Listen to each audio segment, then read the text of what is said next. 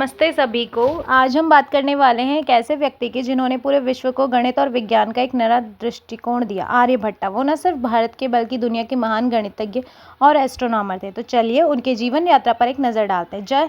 आर्यभट्ट का जन्म लगभग 476 सी में हुआ था। कुछ लोग कहते हैं कि उनका जन्म कुशमपुरा, जो कि आजकल पटना में है, वहाँ पे हुआ है, जबकि कुछ लोगों को केरला को भी उनकी जन्मभूमि मानते हैं। पर जहाँ भी हुए, उनका ज्ञान पूरे भारत को रोशन कर गया। उन्होंने अपनी शिक्षा नालंदा विश्वविद्यालय में ली थी, जो उस समय का एक वर्ल्ड क्लास एजुकेशन सेंटर था।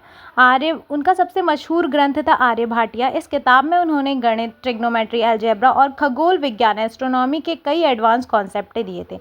जीरो का concept, decimal place value system का भी विकास किया। आज हम जो कैलकुलेटर या कंप्यूटर में यूज़ करते हैं, उसकी जद आर्यभट्ट ने ही रखी थी। आर्यभट्ट ने बताया कि पृथ्वी घूमती है अपने एक्सिस पर। उस समय लोग सोचते थे कि सूर्य पृथ्वी के चक्कर लगाता है, पर आर्यभट्ट ने बोला no, earth rotate on it own axis. इसी वजह से दिन और रात होते हैं। कितना विजनरी था ना। उन्होंने ये भी एक्सप्लेन किया कि ग्रहण कारण कोई राहु या केतु नहीं है, बल्कि shadow of earth and moon की वजह से होता है।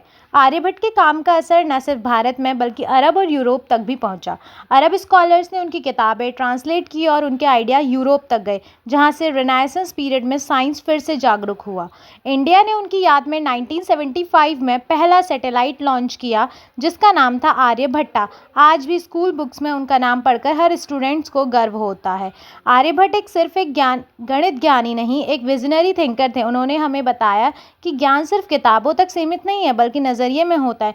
तो चलिए आर्यभट्ट से प्रेरणा लेकर हम भी नए तरीके से सोचना शुरू करें और दुनिया को एक बेहतर जगह बनाएं। धन्यवाद।